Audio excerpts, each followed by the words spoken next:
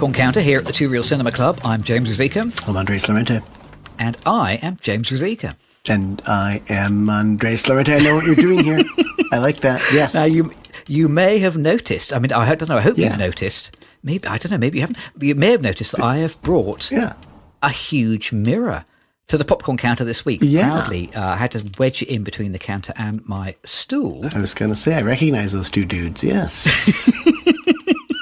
Yes. Rather disappointed to find that they did try and charge us double when we bought our tickets, though. They say, well, 2 tickets for you, and what about those other 2 guys? Break that mirror. We've always got our finger on the pulse here. The finger on the pulse is many fingers, at least 40 fingers between us now on the pulses here at Two Reel Cinema Club. I have noticed, as I think you have, a cultural trend in cinema at the moment. Have you spotted this? That there seems to be a trend for having actors play more than one role in a movie. It seems to be super, super hot at the moment. So we've just had that in Superman. Spoilers, I'm afraid. Yep. David Corenswet plays Superman, and he plays Ultraman, his clone, in a clever little reveal at about 20 minutes before the end of the movie. Yeah. A couple of weeks ago, we watched Sinners. Yeah. Which saw Michael Jordan playing twin brothers. A couple of weeks before that, we saw Mickey 17. Oh, we did. Oof. Oh, God, we did. Which featured not just 2, I suppose, but I guess 17 different versions. Yeah. Of and I can't even remember his name now. Robert Pattinson. Thank you very much. Having seen 17 of them here, I ought to remember his name a little bit better. I think this seems to be the new cool thing. Yeah, it probably goes back. Well, I remember what the Social Network. Social Network, yes. Arm Hammer plays. Well, I wonder how those shot those, because I think we probably just had someone of the same size body, so they're sitting together. But Fincher ended up sort of pasting the face on the. Fincher is really big into that sort of whole digital filmmaking thing, isn't he? He's one of the pioneers of that, so I think he loves that.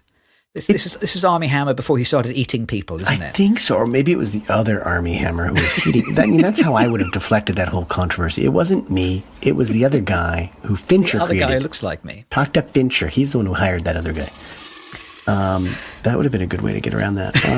I think it's, to a certain extent, it's a way of, like for Fincher, kind of really showing his talents to directing someone to do 2 parts at the same time. See, I can't believe you have already preempted my entire conclusion to the whole Popcorn Counter, which is a way of showing off. But no, I agree. Carry on. Continue, please. Well, continue. And also for an actor, there's nothing probably more ego massaging than actually being able to play 2 characters in the same film. And so I think there might be an ego part of this. I don't want to point fingers at anyone, but there is something that is more ego massaging than playing 2 characters in the same film, which is playing 3 characters in the same film, isn't it? I think Dr. Strangelove. Lots of the pod films have done this. That's Here's right. me mouthing off about how it's a new thing. Actually, no, we've done this loads of time on the pod. We're part of the problem. Peter Sellers plays at least 3 characters in Strangelove, or does he play 4? 3, I think. No, wait a second. No, he is Strangelove. He's the president. He's the president. And then he's the colonel or general, British general. He is, but is he not also in the airplane as well? Is he not the bomber? He might be, yeah. He plays a number of parts. And that is kind of almost the main selling point if you were to explain to somebody what Dr. Strangelove is. Yeah. I remember before I had ever seen it, my brother sold it to me by saying, Peter Sellers plays all the parts, which obviously is not true, but almost true. Yeah. This is kind of the selling. And I think this is probably why Peter Sellers agreed to do it for Kubrick at all, because Kubrick would let him do that. Yeah. Yeah, it's massaging to your ego to play 4 roles. It also brings a whole new dimension to that film, I suppose. I'm not sure it does bring a new dimension to some of the other films we've just mentioned, but right? Because they're all similar. Those others are similar characters. Mickey 17, it's minor alterations of the same character. Superman, we'll talk about Sinners. It's twin brothers. That's on the nose, isn't it? Twin brothers smoke and stack. Whereas Strangelove or Social Network, they're twins. I think they're twins at some sort of a fraternity at Harvard. Strangelove is a different beast in that way because they're very different parts. Adaptation, doesn't it? That does it with Nick Cage, and he plays like brothers. I don't think they're twins, but I think they are brothers in that film. Yeah, I think they might be twins, though. Yeah. Yeah, that's a pretty good one. But again, similar characters. There's not a tremendous amount of. I mean, I think if anything, the way the story is written, it makes the brothers seem very different. Right. Okay. Yeah. Because doesn't one becomes very sort of they're almost in that film. It's more like ego and alter ego or something like that, because one remains kind of meek, whereas one goes and does the Robert McKee seminars and becomes this very confident screenwriter and starts wearing leather and pushing the other brother. And I mean, it's just so those end up being very different characters, even though they start out being nearly twins, if not twins. But also, I mean, they are kind of dumb and dumber in that film. I mean, both of the characters are quite stupid, but it's the successful brother who's the stupider of the two, isn't he? And aren't they? They're playing the screenwriter, aren't they?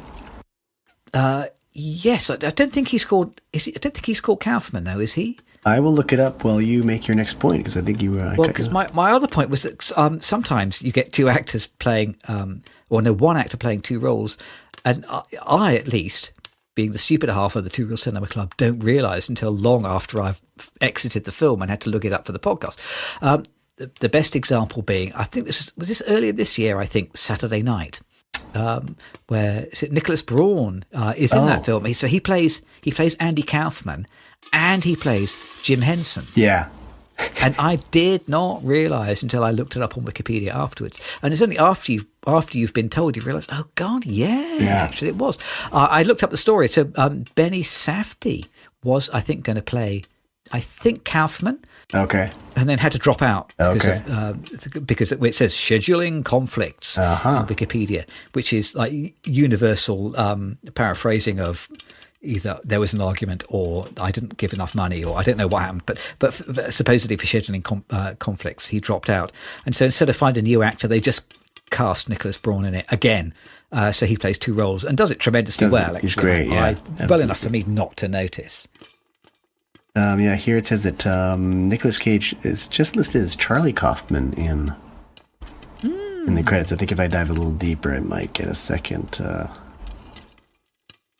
credit for him. But he plays both of the Kaufman brothers, basically. Yeah, Charlie Kaufman and Donald Kaufman. They have to be Donald. Yeah, I mean, I was going to say lots of other people have done the brothers thing, like Tom Hardy in Legend. Which I've not seen. Jeremy Irons in Dead Ringers. Have you seen that? No. It's a Cronenberg movie from kind of like mid-90s, I think. Yeah. Which is a quite good Cronenberg movie. Yeah. I mean, we've seen it done to great confusion in There Will Be Blood, right, with Paul Dano. And we were both really confused by that. Oh, yeah. And it changed it. I think it changed the meaning for us. By the time we got to the end of the film, we thought, oh, really? So it changes the meaning a lot. And that was probably, again, I think you said someone dropped out on that film too. Oh, I don't remember the story now, but I do remember being really surprised. I think it was long after the film ended that you had to explain to me that they are two different characters in the movie. Because it really the film even makes sense. It's perfectly readable. Yeah. If Paul Dano plays, it's just that one guy all the way through the movie. Yeah. It doesn't really add anything that he is it is his brother, I think, isn't it, that he's playing? He's playing a brother, but I thought, for me in that film, it was great if it was the same brother. It's a much better play because this guy has duped the character that Daniel Day-Lewis. Daniel Day-Lewis. He ended up, if it's better if it's actually the same brother, because then he's done this master job of duping Daniel Day-Lewis's character. But as a result, it comes out, oh no, that's not as rich a concept. It's not as rich a script with it being two different brothers. So I think you have to have a very good reason to do it, and I find that very often it's more about, it's probably not even saving money on an actor, because you're probably saying, oh, well, this is a big role, you're playing two parts. Oh, then my agent's going to tell you need to pay me more money. It's not that you're saving money. It has to be for a good reason, I think, because you can probably find some twin actors who will do it if you really need twin brothers. So I think it's a chance for an actor to show chops. If you're using a lot of digital trickery, it's a chance for a filmmaker to show some chops. But I think you have to have a pretty good reason to do it in order for it to have effect. So I think it really, I think, makes Dr. Strangelove a better film, and oddly it's called Dr. Strangelove on a minor character, of course. In Sinners, I don't know that it helps very much. I mean, it's a tremendous performance from Michael B. Jackson, but I don't even know if you needed, I don't think I would write twin characters specifically use one actor. I don't think that makes a whole lot of sense. So, I mean, it makes sense for the story if you're playing a story about doppelgangers. yes, And that's one of my kind of favourite themes. I love doppelganger stories. I don't know if you've seen Enemy with Jake Gyllenhaal. no, Which is, I think it's an early mid-period Denis Villeneuve picture, and it's not that good, but I do love the notion of that kind of like that spooky, earth-shifting notion that there is somebody who looks exactly like you, who's going around pretending to be you. yeah, And you have that real kind of worry. Maybe it's really me, or maybe I'm not who I think I am, or was I doing that when I was sleepwalking, or is there really somebody who looks exactly like me? I really like that sensation. It's a very kind of Philip K. Dick sort of notion. The idea that there is somehow like a clone, or there is an identical copy of you going around. Maybe this means you're a robot now, or lots of interesting ideas come out of that simple notion. So I do enjoy films that explore that. yeah.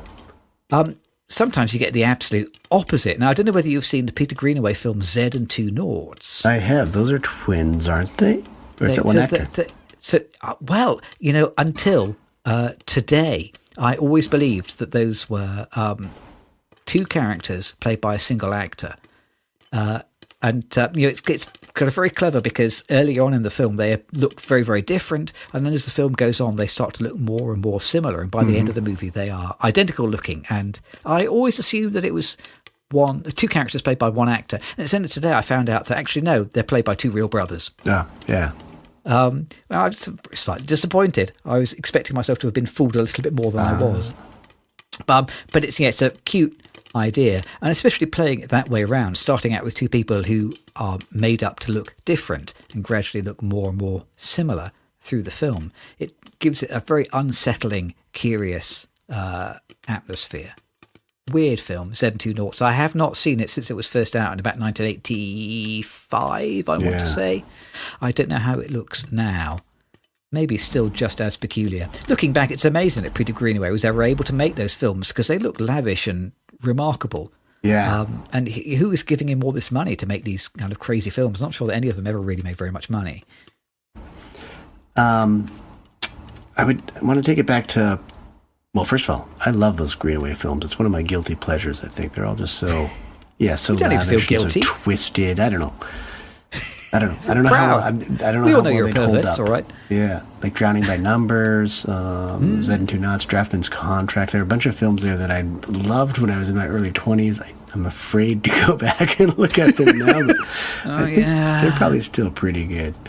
But I want to redirect to Superman for a moment because we recently potted on the Superman films, and we did. and we both enjoyed them about the same as each other. I seem to remember. Although I get confused. Maybe it's like Christopher Reeve is David Cornsweet and they're playing each other or something like that.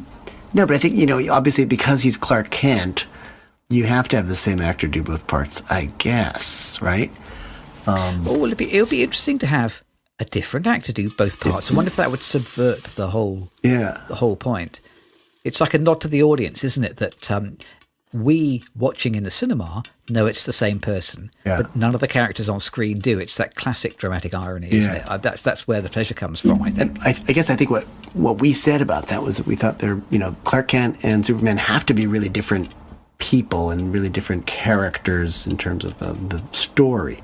So why not have a different actor? Because that would really emphasize the fact that he's really geeky and awkward and he's a newspaper man, but then he turns into this super guy. So it could work. I just don't know if it has to be done that way where it's the same actor doing both parts. Compared to the Hulk, which, in the old days I think was, the normal mild-mannered guy by day was one actor, and then Lou Ferrigno would come out or some big muscly guy would come out and do the Hulk parts. But I feel like Mark Ruffalo did both back in the early 2000s, or maybe Edward Norton, I forget. But that's probably because of CGI had advanced so much. I think isn't it because of CGI? Yeah. I remember a friend of mine used to do a joke when we were doing stand-up. He would say that the only reason that Lou Ferrigno got cast as the Hulk was because he was green. Not for his acting skills.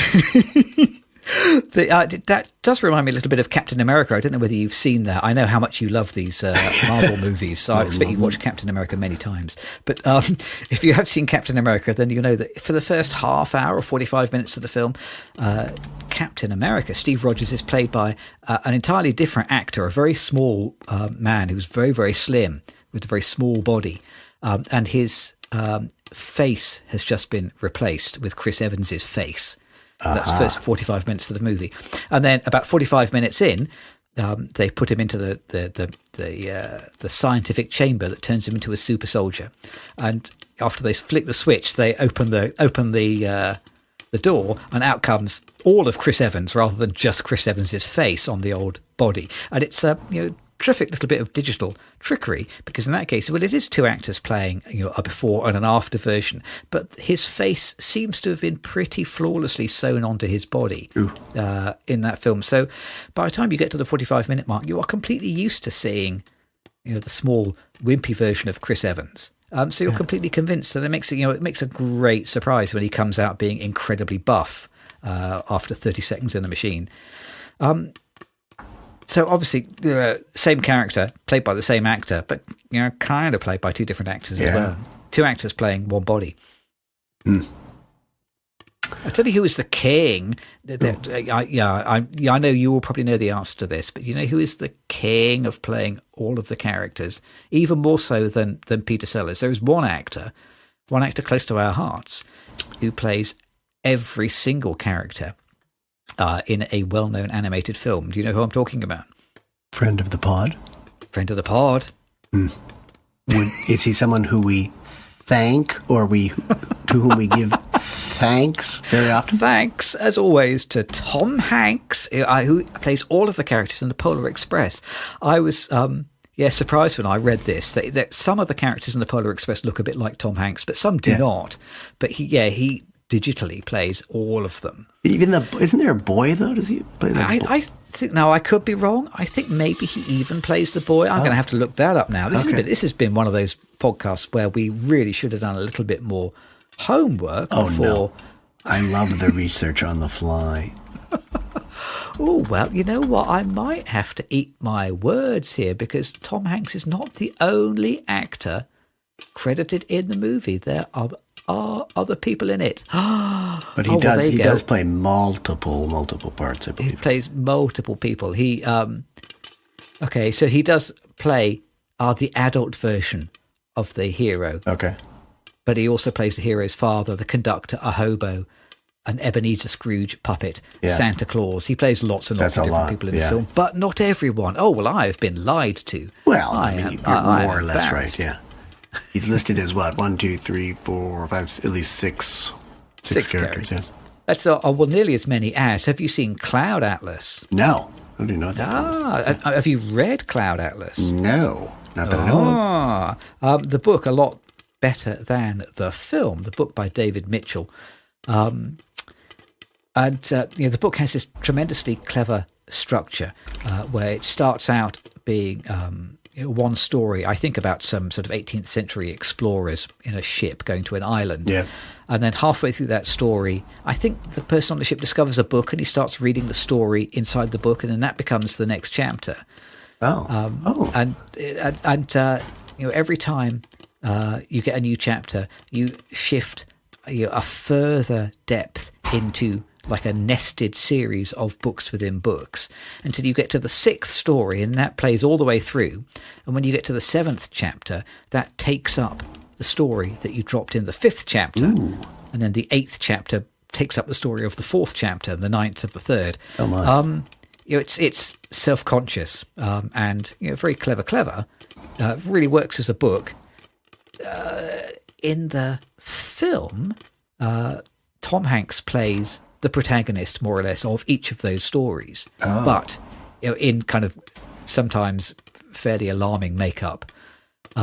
He does get Asian makeup to look like a Chinese character, I think, at one point, which I'm surprised to see that in a film from 2012. Yeah. But must have been a blast to film. And he makes a good fist of playing 6 different characters within one film who are all kind of interconnected, and and kind of part of one stack of cards. Made by the Wachowskis. Don't think it made a lot of money. Not entirely artistically successful as a film. Yeah. Interesting idea, though. The book is worth pursuing. Go and read the book. Yeah, it sounds like an Escher film, though. Oh, good call. Maybe. Yes, if Escher made films, I'd love to see an Escher film. Like Labyrinth with David Bowie. Yeah. Oof, I get confused enough just watching one actor play one part, so I don't know that I need to see multiple parts by one actor. I wonder whether if we take this mirror into the movie now, well, they might try and charge us for 4 tickets, but we will get to see 2 films.